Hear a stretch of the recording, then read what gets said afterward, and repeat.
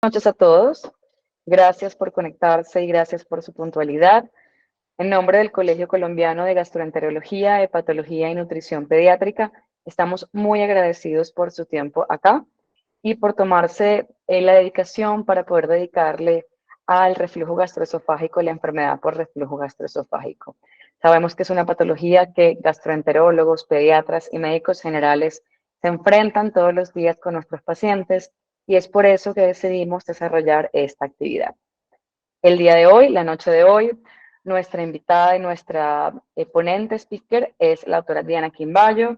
La doctora Diana Quimbayo es gastroenteróloga y nutróloga pediatra del Instituto Nacional de Pediatría y la Universidad Nacional Autónoma de México.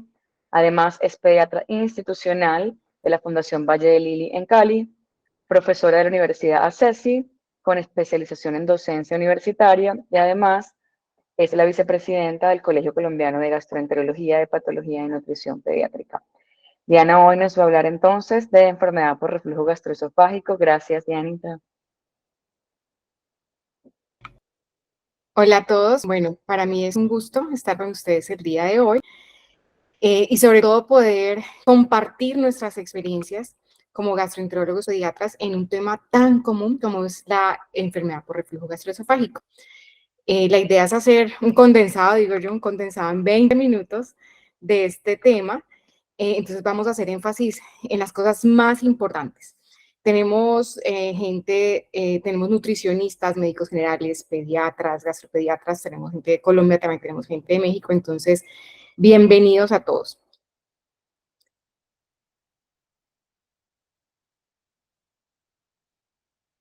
Bueno, ya me presentaron, mi nombre es Diana Quimbayo Wilche, soy gastropediatra de la Fundación Valleri de la ciudad de Cali.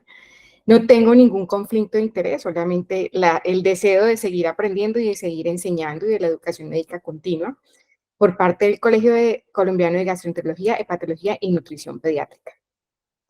Quiero hacer énfasis antes de arrancar en estos puntos claves. El reflujo gastrofágico es frecuente en lactantes, pero tiende a disminuir con el tiempo. El reconocimiento, diagnóstico y tratamiento de la enfermedad con reflujo gastroesofágico, que es muy diferente al reflujo, especialmente en niños pequeños, sigue siendo un desafío. Existen trastornos importantes que imitan la enfermedad por reflujo gastroesofágico, pueden necesitar atención urgente y deberán considerarse y excluirse. Y el tratamiento siempre debe apuntar a la etiopatogenia subyacente y minimizar las complicaciones.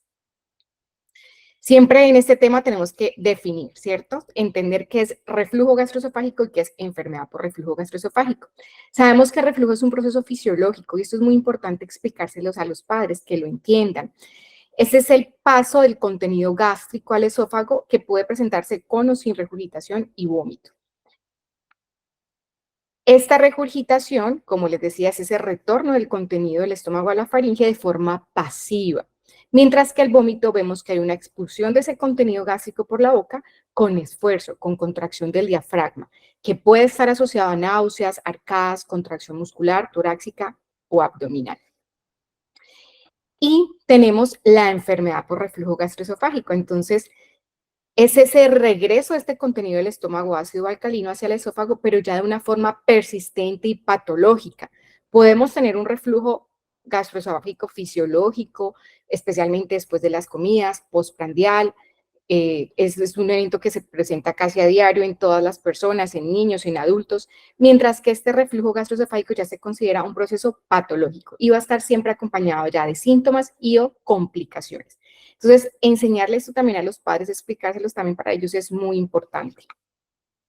La prevalencia es una patología en cuanto a la enfermedad por reflujo gastroesofágico que puede oscilar entre el 8.9, 8.3, 8.7 en los datos que tenemos. La regurgitación del lactante es mucho más prevalente, pero recordemos que esta es más un proceso fisiológico común que va disminuyendo a medida que el niño va creciendo, como vamos a ver más adelante.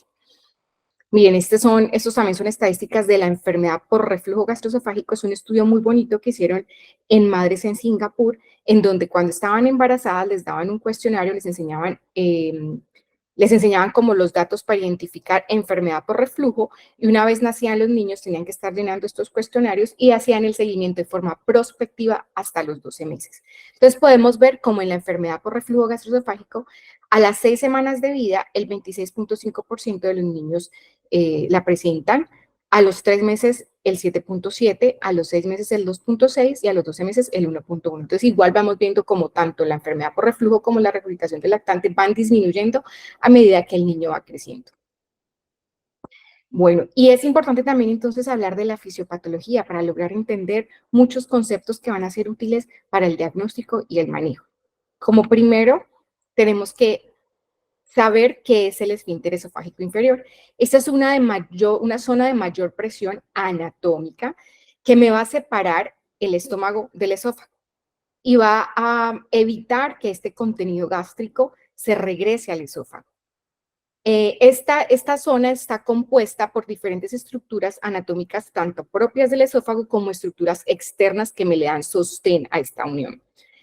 Es importante tener en cuenta que en ciertos momentos del día es normal que tengamos relajaciones transitorias del esófago, del esfínter esofágico inferior. Nos puede suceder especialmente cuando incrementa la presión intragástrica, o sea, como les decía, después de procesos en donde comemos, o sea, de forma postprandial.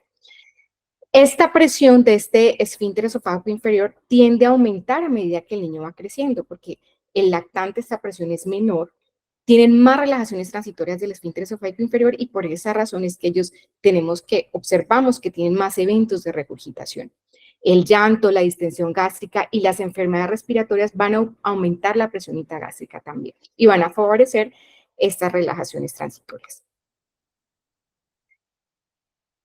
Pero para que se presente la enfermedad por reflujo gastroesofágico también van a fallar otros mecanismos que me mantienen, que evitan que este contenido esté regresando constantemente. Entonces también tenemos que hablar acerca de la anatomía y la integridad de la barrera antirreflujo. También vamos a tener que hay una pérdida de esta anatomía. Como podemos ver, son muchas estructuras anatómicas que la conforman. Aquí vemos, como yo les mencionaba, aquí tenemos esa zona de mayor presión, en donde vemos un engrosamiento de esta muscular del esófago, pero también vemos otras estructuras como son el ligamento fenoesofágico, el mismo diafragma, y, por ejemplo, el ángulo de His, que me va a incrementar esta angulación y me va a evitar el retorno de este contenido. Y, por ejemplo, en lactantes hay un subdesarrollo de esa parte abdominal de ese esfínter esofágico inferior y tampoco hay una adecuada angulación de este ángulo de His. Entonces, es por esa razón que los niños nos van a regurgitar mucho más. Y otro punto que es muy importante es el peristaltismo del esófago.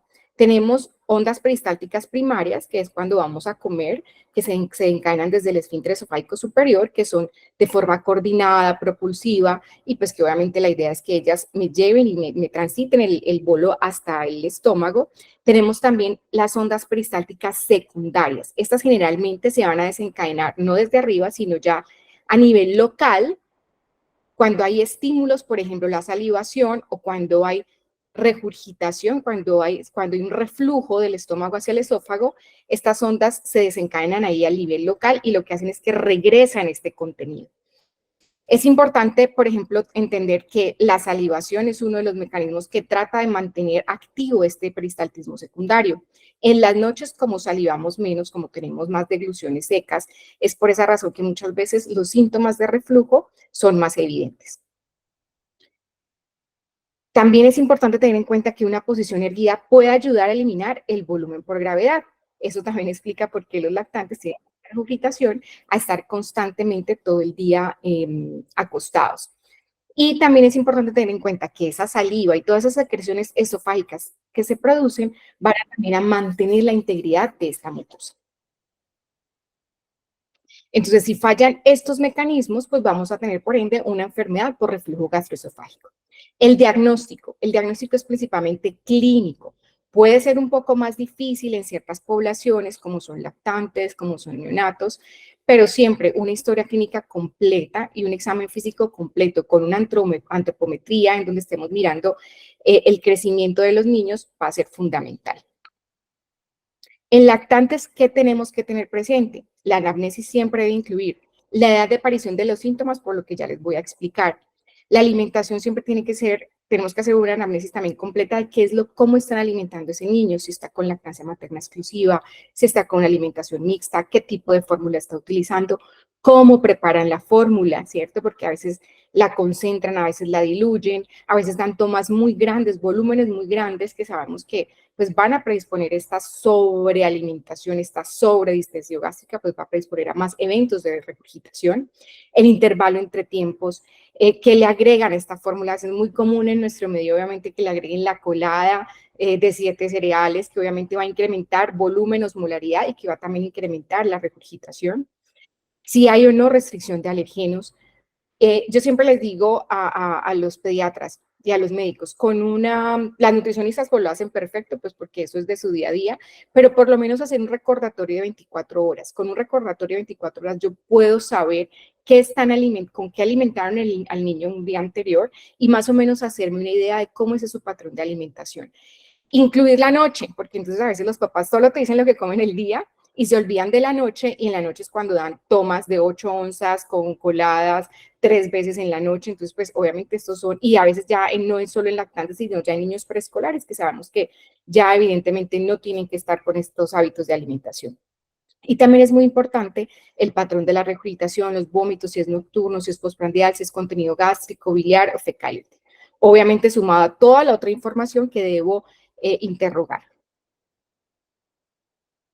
Siempre también es muy importante tener en cuenta que hay poblaciones que tienen una predisposición mayor para la enfermedad por reflujo gastroesofágico, como son la obesidad, los niños con parálisis cerebral, los niños con enfermedades neuromusculares como las miopatías congénitas, condiciones genéticas. Los Down son pacientes que nos consultan mucho por enfermedad por reflujo, coronarias de Lange, antecedentes de correcciones de fístulas traqueosofágicas o de atresia esofágica, hernia diafragmática congénita, enfermedad pulmonar crónica, fibrosis quística, esclerodermia. Los niños con esclerodermia son unas estenosis por reflujo terribles, lesiones cáusticas esofágicas previas, prematurez extrema o también antecedentes familiares de enfermedad por reflujo. Entonces, tener eso siempre en mente porque es importante. Entonces, como conocer a esta población porque muchas veces también tiene un manejo diferente. Entonces, ¿qué van a presentar estos pacientes? Podemos tener síntomas generales, irritabilidad, falla para crecer, rechazo de la alimentación, síndrome Sandifer, gastrointestinales, regurgitación recurrente, vómito recurrente, dolor external, epigastralgia, disfagia o dinofagia, y también podemos tener los famosos síntomas extraesofágicos, atípicos respiratorios, en donde es más difícil de pronto asociar que estos eventos de reflujo son los que me estén ocasionando los síntomas. Entonces, muchas veces tenemos que ir de la mano con los neumólogos, con los otorrinos y con ayudas diagnósticas para realmente identificar esta asociación. Entonces, en estos tenemos, por ejemplo, sibilancia sin respuesta al manejo, estridor sin causa aparente, tos crónica, disfonía. Y entre los signos, erosiones dentales, anemia, esofagitis, estenosis esofágica, esófago de Barrett, apnea, neumonía recurrente y otitis media. Recurrente también. Signos de alarma, siempre estar muy pendiente de buscarlos, de pensarlos, de preguntarlos, porque esos pueden estar asociados a otras enfermedades que me están debutando como si fuera una enfermedad por reflujo gastroesofágico. Irritabilidad excesiva, pérdida de peso, fiebre, letargia, eventos de Grue. Inicio en la primera semana de vida. Esto es súper importante. Generalmente el calostro no tiene un volumen, no es de mucho volumen, pueden ser 220 mililitros por toma, no va a generar una gran distensión gástrica. Entonces, que el niño te vomite o te regurgite si está con lactancia materna exclusiva, las primeras 2 semanas de vida es un signo de alarma. De hecho, ustedes ven los criterios Roma 4 para regurgitación del lactante y te dicen lactantes desde las 3 semanas de vida hasta los 12 meses de edad. ¿Listo? Inicio después de los 6 meses porque sabemos que ese lactante, con todos esos factores de riesgo que tiene para más regurgitación, lo va mejorando a medida que va creciendo, ¿cierto? Ya se empieza a alimentar con sólidos, ya se empieza a sentar, esas relajaciones transitorias del esfínter ya son menos frecuentes, entonces ya en vez de presentar eventos de regurgitación, de reflujo, de vómito, tienes antes que estar disminuyendo. Una regurgitación persistente progresiva después de los 12 meses, un vómito persistente en proyectil nocturno bilioso, hematemesis, distensión abdominal marcada, una fontanela tensa, bombada, convulsiones, macro y microcefalia, un examen neurológico anormal y papilema. Por eso es que es tan importante pesar, medir a los niños, pedirles también el perímetro cefálico. Y esta diapositiva también me parece muy importante porque me va a estar asociando esos signos de alarma con diagnósticos diferenciales, ¿cierto? Como les decía, si es un paciente que empieza a tener sintomatología en la primera semana de edad, bueno, tengo que pensar en enterocolitis necrotizante, malformaciones congénitas del tracto gastrointestinal, si es un vómito persistente, alergia a la proteína de leche de vaca, estenosis pilórica, obstrucción intestinal, convulsiones, hepatosplenomegalia, enfermedades metabólicas. Una enfermedad metabólica tenemos que tener un alto índice de sospecha, es un poco más difícil de diagnosticarla, pero por ejemplo, pacientes que tengan macrocefalia o una fontanela tensa no se nos pueden pasar. Muchas veces nos llegan niños a la consulta o los vemos en los servicios de urgencias que por manejo de enfermedad por reflujo gastroesofágico. Y cuando vemos, son por ejemplo lactantes con un incremento rápido pues de su perímetro cefálico y tienen eso es una hidrocefalia o preescolar o a escolares y adolescentes que nos debutan con vómitos sí, pero que al examen físico tienen ataxia y terminan siendo muchas veces masas de fosa, tumores de fosa posterior. Otros signos de alarma, entonces, como les decía, que me pueden estar asociados fiebre, somnolencia, infección del sistema nervioso central, urosepsis, estreñimiento y distensión abdominal con enfermedad de Hirschsprung, dolor abdominal y hematemesis con una enfermedad acidopéptica, unos vómitos episódicos estereotipados cíclicos con síndrome de vómito cíclico o cambios en el comportamiento rumia o un trastorno facticio impuesto a otro. Vamos entonces ahora hacia las ayudas diagnósticas. Yo siempre les digo que, bueno, que sí, que definitivamente el diagnóstico de la enfermedad por reflujo es muy clínico, pero que sabemos que hay poblaciones en donde es un poco más difícil hacerlo. Los lactantes y los preescolares no nos verbalizan. Entonces sí podemos necesitar en ocasiones que tenemos que tener estudios que nos demuestren la frecuencia o la duración de los eventos de reflujo, la presencia de esofagitis o una asociación clara de la clínica con eventos de reflujo para poder hacer un diagnóstico claro. Las ayudas diagnósticas también nos pueden servir para evaluar la respuesta a la terapia o para realizar diagnósticos diferenciales. Pero vuelvo y les digo, tienen unas indicaciones precisas. No todos los niños van a necesitar algún estudio. Entonces, en general, ¿qué tenemos? Tenemos la pH impedanciometría, la ecografía, la endoscopia digestiva alta, las heredades digestivas altas con tránsito intestinal, la manometría esofágica. ¿Qué es lo que más nos llegan los niños? Así como en el estreñimiento llegan con la radiografía de abdomen simple, que realmente tampoco nos sirve para el diagnóstico del estreñimiento, en reflujo nos llegan con la gamografía gastroesofágica, que tampoco no tiene una muy buena sensibilidad ni una buena especificidad para el diagnóstico de enfermedad por reflujo gastroesofágico. Se ha visto que esos eventos que yo puedo tener tan solo en 30 minutos, en donde miden los eventos de reflujo, no tienen una asociación con los síntomas en general, o sea, con una enfermedad por reflujo gastroesofágico. Puede servir para valorar aspiración pulmonar o vaciamiento gástrico. Las vías digestivas altas que ustedes ven que muchas veces nosotros los gastroenterólogos las pedimos, tampoco es para hacer el diagnóstico como tal de la enfermedad por reflujo, es más que todo, es para descartar alteraciones anatómicas o complicaciones como estenosis. Podemos de pronto, si queremos, si sospechamos malformaciones, malrotaciones, acalasia, estenosis esofágica, hernias, fístulas traqueosofágicas, es principalmente para eso que pedimos las severidades digestivas altas, porque muchas veces los papás llegan con el estudio y me dicen, ay, es que tiene ahí 3, 4, 5 eventos de reflujo, pero realmente para nosotros esto no tiene una importancia. ¿Qué estudios tienen más valor? La pH impedanciometría intraesofágica y la endoscopia de vías digestivas altas. La endoscopia es muy útil porque nos ayuda a valorar la anatomía, ¿cierto? También podemos ver la integridad de esa mucosa, si ya hay una esofagitis por una enfermedad por reflujo gastroesofágico, y también nos ayuda a descartar otros diagnósticos, hacer diagnósticos diferenciales, principalmente con cuál, por ejemplo, la esofagitis eosinofílica. Entonces tiene unas indicaciones muy precisas, hematemesis, disfagia, aversión a la alimentación con historia de regurgitación, falla de crecimiento, dolor retroesternal o epigástrico persistente refractario al ensayo con inhibidor de bomba de protones, sobre todo en escolares o adolescentes, y también anemia ferropénica persistente, entre otras indicaciones que podemos encontrar. Cuando tenemos una anemia ferropénica persistente, tenemos que descartar una infección por Helicobacter pylori, una gastritis autoinmune o una enfermedad celíaca. Entonces, como podemos ver, indicaciones precisas para su uso. Y además que el niño también requiere, y este nos va a servir para tomar estudio histopatológico, necesitamos un buen patólogo que nos ayude en el diagnóstico y también va a querer obviamente de una sedación.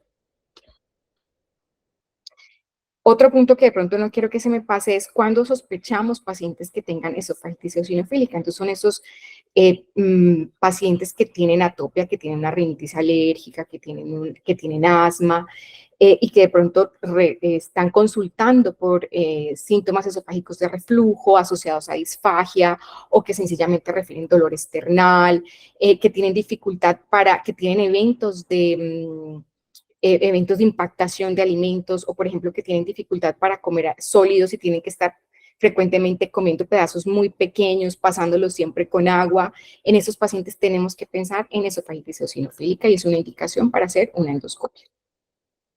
La pH impedanciometría también es un estudio que tiene sus indicaciones porque es una monitorización por 24 horas en donde se le pone al niño un catéter por la nariz que llega hasta la unión esofagogástrica y que me va a cuantificar realmente cuántos eventos de reflujo tienen estas 24 horas. ¿Listo? Entonces va a ser más claro para darme un diagnóstico más preciso y también me va a caracterizar estos eventos de reflujo. Si esos eventos son ácidos, si son no ácidos, si es líquido, si es aire, y también me va a permitir, por ejemplo, asociarlo con síntomas, porque el niño también tiene un software en donde los padres van a ir marcando los síntomas que presentan en esas 24 horas. Entonces, si el niño tiene dolor external, si el niño tiene eventos de pirosis, que a su vez el software me los va a asociar con eventos de reflujo gastroesofágico. Entonces, ¿qué indicaciones tenemos para realizar este estudio? Diferenciar la esofagitis no erosífica del esófago hipersensible y pirosis funcional. Más adelante vamos a ver qué es esto. Persistencia de los síntomas sin respuesta al tratamiento. Útil para correlacionar los síntomas atípicos o extraesofágicos e inespecíficos con episodios de reflujo, especialmente en lactantes y niños con sibilancias, o síntomas respiratorios en los cuales el reflujo es un factor agravante. Evaluación del tratamiento antirreflujo médico o quirúrgico y evaluación antes de la cirugía antirreflujo. Y obviamente los niños tienen que colaborar, ¿cierto? Pues porque muchos obviamente van a tender a retirarse el catéter.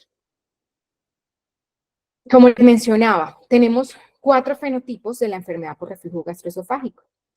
En los 4 vamos a tener que el paciente refiere síntomas esofágicos de pues refiere pirosis, epigastralgia o dolor external. Pero en la esofagitis, en la enfermedad por reflujo gastroesofágico erosiva, el paciente tiene clínica, pero aparte de eso, en la endoscopia yo confirmo que hay presencia de lesiones en el esófago distal. En la enfermedad por reflujo gastroesofágico no erosiva, el paciente tiene clínica, el paciente tiene síntomas, pero no hay evidencia en la endoscopia de esofagitis. Sin embargo, tiene un resultado de una pH impedanciometría anormal. O sea, sí tiene unos eventos de reflujo que son patológicos. Entonces decimos que tiene una enfermedad por reflujo no erosivo. En la pirosis funcional, el paciente tiene síntomas, pero tanto la endoscopia como la pH impedanciometría son normales y no hay asociación de los síntomas de reflujo que todos tenemos, pueden ser fisiológicos, con los síntomas que el paciente refiere tener. Mientras que en el esófago hipersensible, el paciente tiene síntomas, la endoscopia es normal, la pH impedanciometría normal, pero los eventos que el paciente tiene, esos eventos de reflujo, sí se asocian a los síntomas que el paciente manifiesta. Bueno, entonces, para el manejo, obviamente tenemos que tratar de hablar todos el mismo idioma y seguir unas pautas, unas guías. Esto es lo que pues, nos dicen los expertos. Entonces, nos vamos a dividir en 2 grupos. Tenemos el abordaje práctico del lactante con sospecha de enfermedad por reflujo gastroesofágico, en donde tenemos una historia clínica de un examen físico completo, miramos si hay presencia de signos de alarma. Si sí tenemos presencia de estos, pues tenemos que continuar un abordaje diagnóstico para hacer diagnósticos diferenciales y remitir con especialista. Si no hay presencia de signos de alarma, ¿qué tenemos que hacer? Educar, evitar la sobrealimentación, que es muy común, continuar la lactancia materna o espesar la fórmula o usar fórmulas que ya traen espesantes. A mí no me gusta mucho que los padres espesen las fórmulas. Sabemos que en los menores de 4 meses no podemos usar cereales y lo que hacen los papás es que empiezan a agregar cereales. Esto va a incrementar la osmolaridad, puede incrementar el reflujo y a su vez va a incrementar el aporte calórico y puede generar pues una ganancia excesiva de peso. Si a pesar de esto no hay mejoría, y tenemos sospecha de pronto de una alergia a la proteína de leche de vaca, recordemos que hasta el 30% de los pacientes con enfermedad por reflujo gastroesofágico pueden también estar asociado a una alergia. Entonces, se recomienda que hagamos una prueba terapéutica de 2 a 4 semanas con una fórmula hipoalergénica o en lactantes que reciben lactancia materna, una dieta de restricción a la proteína de leche de vaca en la dieta materna. Si hay mejoría, después tengo que hacer una prueba nuevamente de reto, tengo que reintroducir las proteínas de la leche de vaca para confirmar el diagnóstico, descartar. Si no hay mejoría, tengo que referir al gastroenterólogo pediatra. No es posible, estoy lejos, las citas están muy lejos, tiene la cita 3 meses o estoy en un área rural. ¿Qué puedo hacer? Puedo considerar una supresión de ácido de 4 a 8 semanas. Si hay mejoría, suspender el manejo, después retirar el manejo si es exitoso, no necesita ningún tratamiento adicional. Si los síntomas no mejoran o son recurrentes, mirar nuevamente, ¿se me está pasando algo? ¿Hay algún otro diagnóstico diferencial? ¿Tengo que hacer alguna prueba? Y evidentemente, pues los pacientes requieren valoración por gastroenterólogo pediátrico. ¿Y qué tenemos para el niño más grande, para el escolar y el adolescente? Entonces, nuevamente, historia clínica y un examen físico completo, tenemos presencia de signos de alarma, sí, diagnósticos diferenciales, remitimos con especialista, no. Nuevamente, la educación constante a los padres, a los cuidadores, al adolescente, modificación del estilo de vida, mejoría, continúa manejo, no hay mejoría, puedo hacer un manejo con inhibidor de la secreción gástrica por 8 semanas, hasta 8 semanas, o sea, con IVPs. Hay mejoría, continúo y valoro regularmente. No, sin mejoría o recaída, debo referir al gastroenterólogo pediatra. Nosotros ya vamos a investigar qué necesita, qué estudios más necesita o si de pronto se nos está pasando por alto alguna otra enfermedad. Y obviamente si identifico alguna enfermedad, pues ya va a requerir un manejo específico para esta.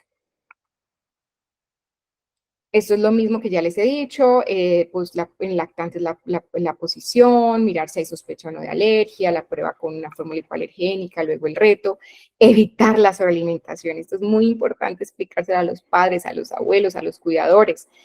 El lactante tiene todos los factores de riesgo para hacer una regurgitación, por lo que ya lo vimos. Muchas veces los niños los sobrealimentan. Una forma fácil, de pronto, que yo puedo decirles a los padres de forma objetiva, decirles, vea, el niño se está sobrealimentando. A veces podemos calcular cuánto le están aportando, si el niño está siendo alimentado exclusivamente con fórmula infantil, cuánto se le está aportando a través de esa fórmula. Recordar que siempre para la preparación adecuada de la fórmula, para que me quede una concentración ideal, que es al 13%, en donde más o menos me va a aportar de 66 a 68 kilocalorías en 100 mililitros, debo poner primero el agua y luego el polvo. Una medida de polvo de una fórmula estándar me aporta aproximadamente, de etapa 1, me aporta aproximadamente 22.3 kilocalorías.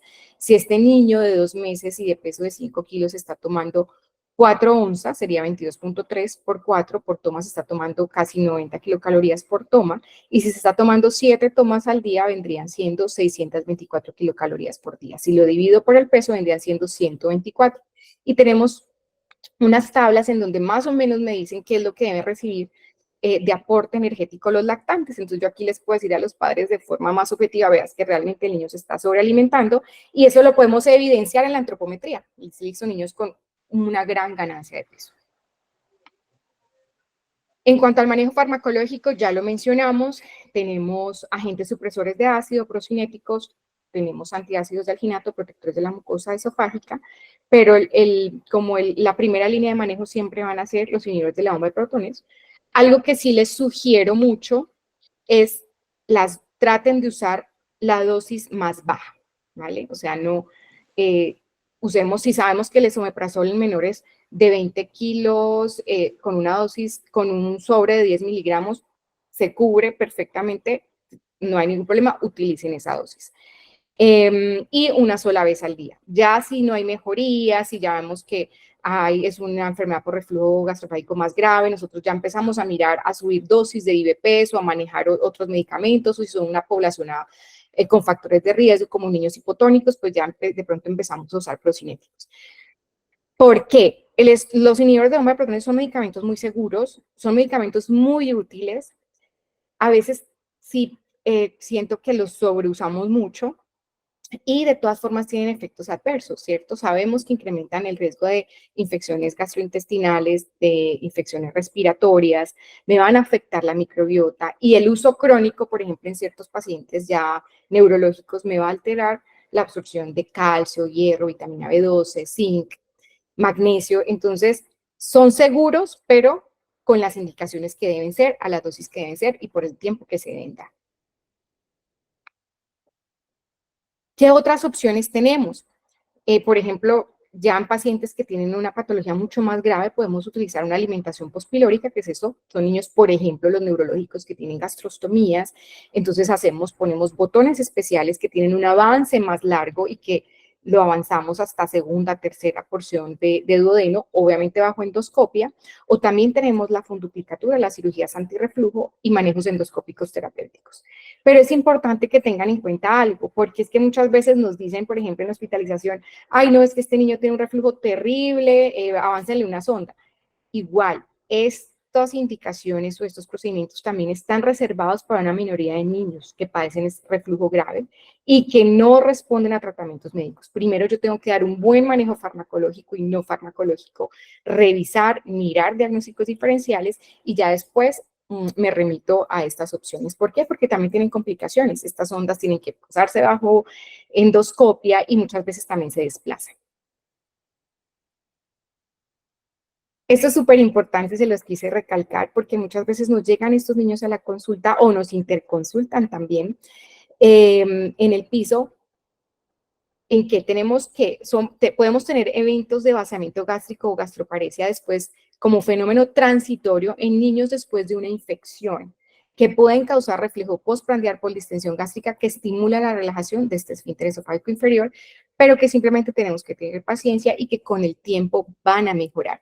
Cuando se marca mucho más, como yo les decía, esos niños hospitalizados, el cardiópata, el paciente neurológico, el neumópata, que hace algún evento infeccioso y queda con ese reflujo, o sea, como que se le empeora ese reflujo. ¿Qué tenemos que hacer? Optimizar el manejo, tener paciencia y explicarle a los padres.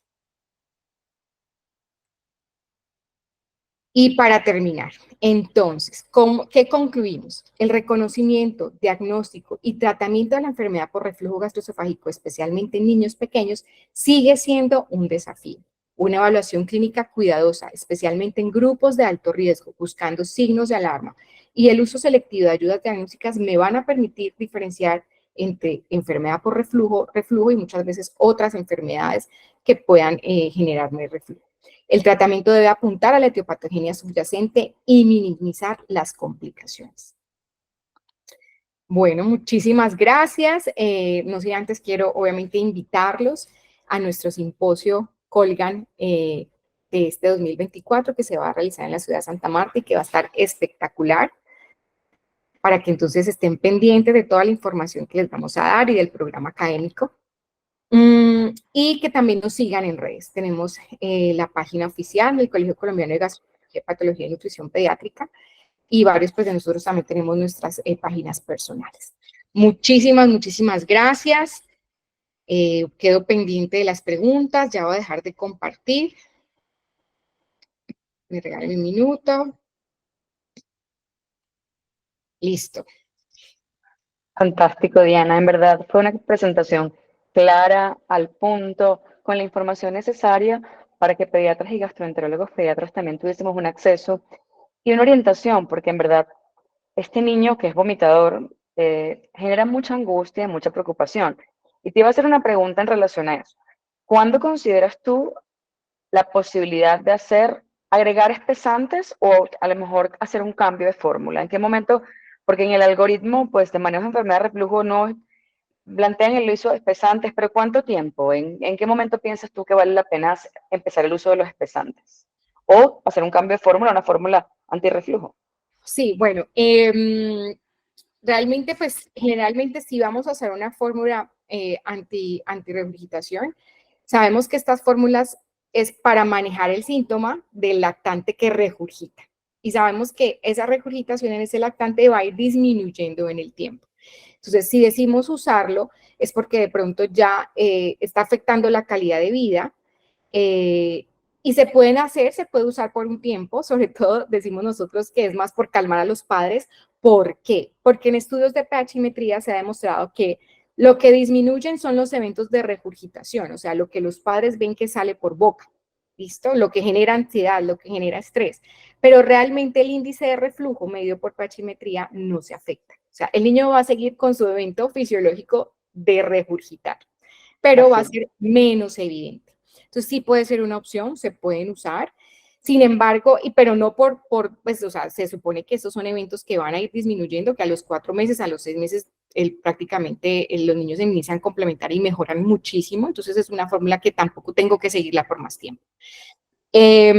Yo prefiero usar estas fórmulas a que los papás espesen la fórmula, ¿ya? Porque entonces, primero que todo, antes de los 4 meses yo no puedo agregar un cereal porque sería iniciar una alimentación complementaria antes de tiempo y estoy generando una mayor osmolaridad, mayor aporte calórico, mayor ganancia de peso, entonces realmente no, a mí no, personalmente a mí no me gusta, yo prefiero, si es que los papás están desesperados, usarlas. Pero obviamente siempre tener en mente, bueno, y si este niño está tan vomitón, ¿será que se me está pasando algo? ¿Será? Es diferenciar esa línea entre enfermedad por reflujo gastroesofágico y regurgitación del lactante a veces no es fácil, no es fácil. Si uno se las explica a los padres, ellos también le ayudan a uno porque ellos son los con los que están el niño viéndolo todo el día y ellos también pueden mirar realmente en qué punto estos síntomas ya hay signos de alarma, ya son muy severos. Hay varias preguntas en el chat. La primera dice, la doctora Diana Leyes dice, ¿por cuánto tiempo dar el esomeprazol?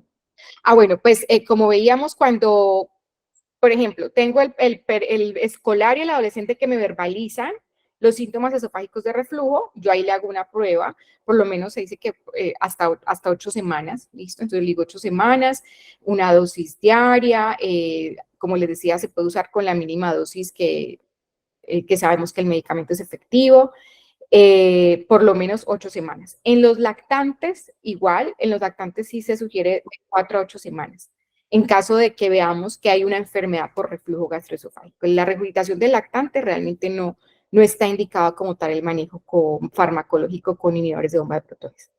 Y Dentro de bueno, esa misma pregunta, Dianita, mira, porque complementando esa misma, dicen, los IVP, ¿cómo se pueden suspender a las 8 semanas de uso?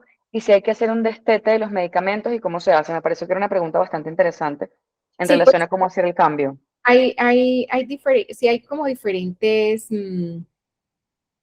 hay como diferentes, ¿cómo se podría decir eso? Como, no hay como un estudio que me diga es que tengo que suspenderlo así, pero sí se habla de que de que hay personas que dicen que definitivamente no, o sea, expertos que no hay ningún problema, que lo puedo suspender bruscamente.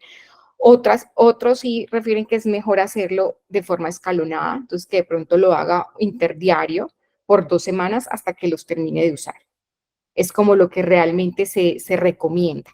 Tener en cuenta que muchas veces sí necesitamos presentaciones para niños, ¿ya? Porque si yo abro la cápsula de someprazol, se pierde, o sea, se va a perder el efecto, ¿listo? O sea, no voy a perder esa protección que tiene para que el medicamento pase del estómago y se absorba a nivel intestinal. Entonces, realmente, si yo lo abro, pierdo el efecto. Entonces, yo necesito una presentación en sobres, que es una presentación ideal para niños. Yo Hay creo que una, eso es importante porque muchas veces disuelven las tabletas nada más y exactamente, es difícil y la gastroprotección claramente se pierde. pierde esa También protección. hacen una pregunta de ventaja del omeprazol en relación al esomeprazol o cuál escojo, dice el de la doctora Jolie Gámez. Realmente los dos medicamentos son buenos, lo que pasa es que el someprazol tiene presentación pediátrica más fácil de conseguir el someprazol que el omeprazol. ¿Listo? Entonces muchas veces es eso. Ahora hay nuevos fármacos, por ejemplo, que no requieren ayunos, que se pueden dar, que no son tan estrictos, IVPs, eso también favorece un poco la adherencia al manejo. Otro punto también importante, bueno, también hay unos esomeprazoles que vienen con bicarbonato, estos sí permiten abrirlos y diluirlos. También tenemos, por ejemplo, cuando tenemos que administrarlo por gastrostomías, la presentación sobre es granular, entonces muchas veces los padres no dan los gránulos y se tiene que dar completamente el medicamento, o a veces dicen que estos gránulos pueden obstruir las gastrostomías, entonces sí toca que después laven con agua para que no obstruya la sonda. Sí, hay muchas felicitaciones, Dianita. El doctor Luis Carlos Ramírez y la doctora Joana Incapié hacen un recordatorio de considerar que puedan haber dificultades alimentarias, que no utilizar inhibidores de bomba de protones en la primera instancia. Y yo tengo una pregunta y es, ¿qué piensas tú del uso de la domperidona? Porque la domperidona, por no estar en FDA, no está en las guías NAPSCAN. Sin embargo, es un medicamento que es ampliamente utilizado, particularmente acá en Colombia. Entonces, cuéntame cuál es tu experiencia y Pues qué puedes decir al respecto. mm, definitivamente pues en el lactante con regurgitación fisiológica, pues no vamos a usar domperidona. Eh, en los lactantes con enfermedad por reflujo gastroesofágico, como vimos, y ya vemos dentro del algoritmo, pues usamos es IVPs. Algunas guías sí pueden hablar del uso de alginato de forma temporal por 2 semanas, como para disminuir un poquito la molestia de los síntomas en estos lactantes. Y pues en niños más grandes igual IVPs. Si usamos nosotros, los gastroenterólogos, no voy a decir que no, si usamos procinéticos, pero en esas poblaciones a riesgo. O sea, tengo el niño Down, tengo el niño neurológico, tengo el niño con un antecedente quirúrgico, una atresia esofágica, que sé que, pues que sí tiene una enfermedad más grave y que tengo que tratar de usar algo. O sea, tengo que darle un manejo y pues sí, muchas veces sí no sirven y muchas veces sí son efectivos a pesar de los riesgos que tienen. Dicen que se puede haber una prolongación del QT, entonces que tengo que estar vigilando, pero lo usamos. O sea, pero como les digo, en población con riesgos, o sea, en población particular, en pacientes ya más crónicos, en pacientes más enfermos. Un lactante, un preescolar o un escolar que tenga una enfermedad por reflujo gastroesofágico leve, o sea, de la que de pronto el pediatra está viendo día a día, realmente no es una primera opción de manejo. Y lo cierto es que la domperidona para utilizarla, en las guías para utilizarla, dice claramente que debes tener un electrocardiograma de entrada y una a las 48 horas para verificar que no tengas prolongación de QT. Entonces eso vale agregarlo. La doctora María Camila Beltrán dice, muchas gracias por la charla. ¿Habría lugar para el uso de prokinéticos en estos pacientes? Bueno, es lo que ya mencionamos ahorita, el uso de domperidona, Lo ¿no? mismo, Eso es la lo que... domperidona. Uh-huh. Diana, y por ejemplo el uso de eritromicina, porque hay suficiente evidencia para el apoyo del uso de eritromicina como, pues más bien como, pues, como prokinético en algunos pacientes con reflujo. Sin embargo, pues no está estandarizado tampoco. ¿Has tenido algún tipo de experiencia o en relación al uso de eritromicina? Igual, genera, también sí se refiere que puede generar más taquifilaxia, pero es igual, la usamos en esos pacientes, en esas poblaciones que tenemos que hacer algo, el hospitalizado, que tenemos que hacer algo, es como uno de los medicamentos que podemos usar después de tener manejo con procinéticos tipo domperidona. Pero en un, Importante con la eritromicina es que la dosis no es la dosis antibiótica, sino es la dosis prokinética, que es de 1 a 3 miligramos por kilo, que no tiene nada que ver con la dosis antibiótica. A mí me pareció que hay una cosa que me parece que es muy importante resaltar, que tú lo dices claramente, es que son los signos de alarma, Diana.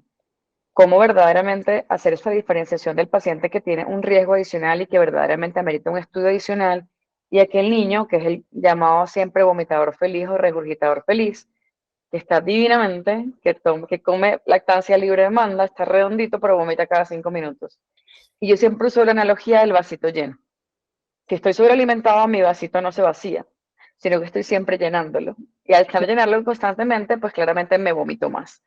Y también hay algo que me genera mucha ansiedad, que estoy segura que también te pasa también a ti, es los volúmenes de los vómitos.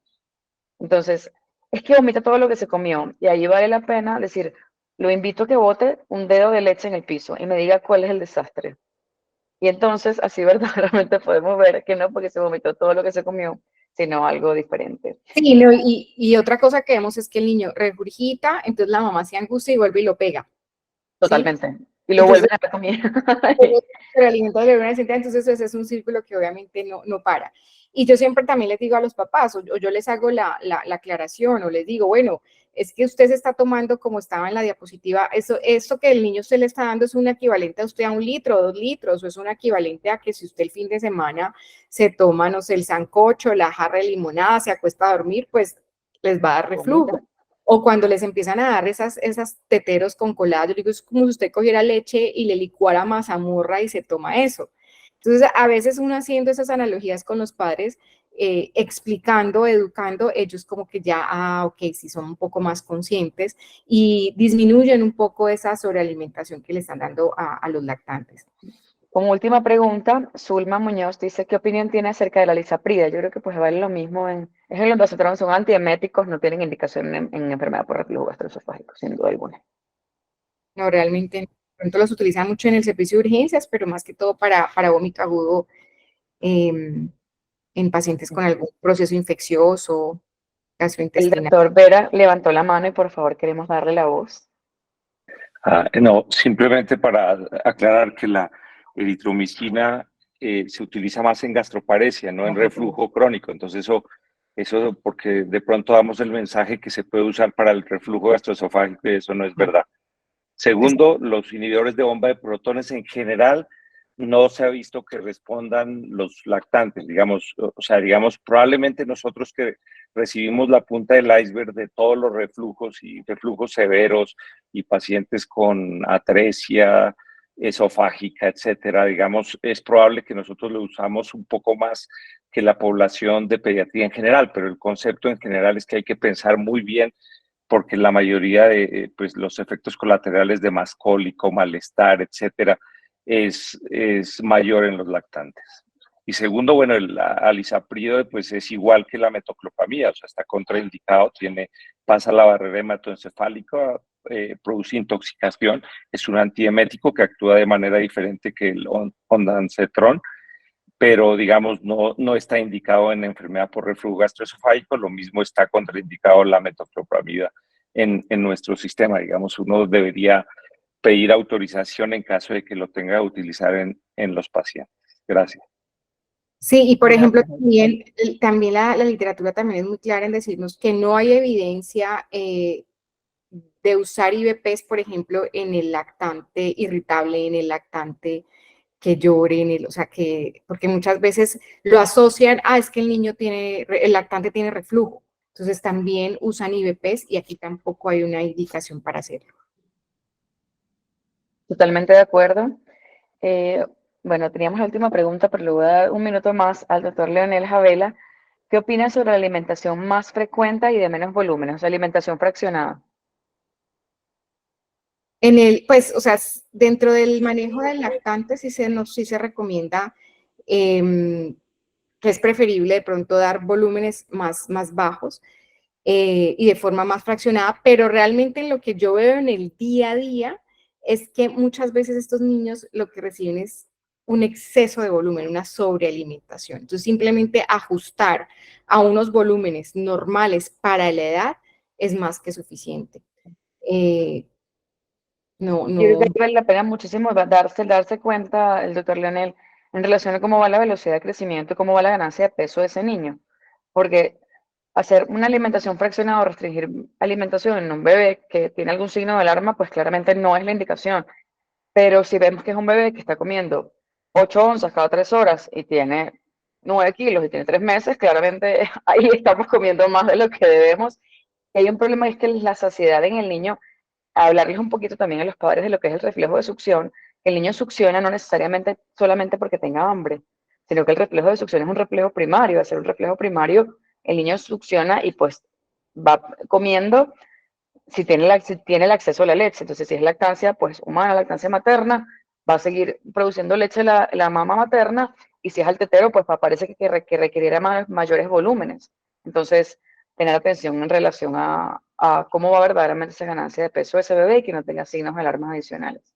Sí, y muchas veces, como yo les digo, o sea, pregunten bien a la mamá cuáles son los horarios, cómo discriminan, o sea, cómo cuando dan fórmula y lactancia materna, cómo hacen esa alimentación, porque muchas veces entonces lo ponen al seno y entonces piensan que no quedó lleno y después le dan más volumen en tetero. Y muchas veces puede ser que solo con la leche materna ya le estén dando el volumen que el niño necesita. Como decía Eileen, a veces el niño simplemente quiere es quedarse ahí y succionar, porque eso también le va a generar bienestar. Entonces, a veces lo que yo les digo a las mamás, sobre todo cuando son mamás que son muy buenas productoras, es entonces traten ya de poner al niño en el seno que esté más vacío. Listo, si el niño quiere seguir succionando, pero ya vimos que quedó lleno, que tiene aparentemente una muy buena producción, póngalo en ese seno, que el niño ya muy seguramente va a succionar, se va a quedar dormido y ya.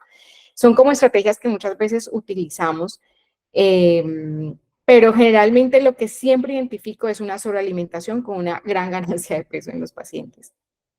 Ok, súper, así mismo es. Bueno, muchísimas gracias a ustedes por su tiempo, a Diana por su fantástica conferencia. Queremos recordarles que nuestro próximo webinar es en marzo, el día 20, miércoles 20 de marzo, ya que la última semana va a ser Semana Santa y entendemos que muchos pueden estar de receso y de vacaciones. Queremos darles una feliz noche e invitarlos nuevamente a nuestro simposio regional que será el 6 y 7 de septiembre en la ciudad de Santa Marta. Y nada, que tengan una muy feliz noche. Diana, nos despedimos también. Sí, muchísimas gracias a todos por su asistencia y bueno, sigan acá conectados con nosotros cada mes, que para nosotros es un gusto tenerlos y poder compartir este espacio. Y muchas gracias a mis colegas que también estuvieron acá con sus aportes. Muchas gracias, doctor Vera.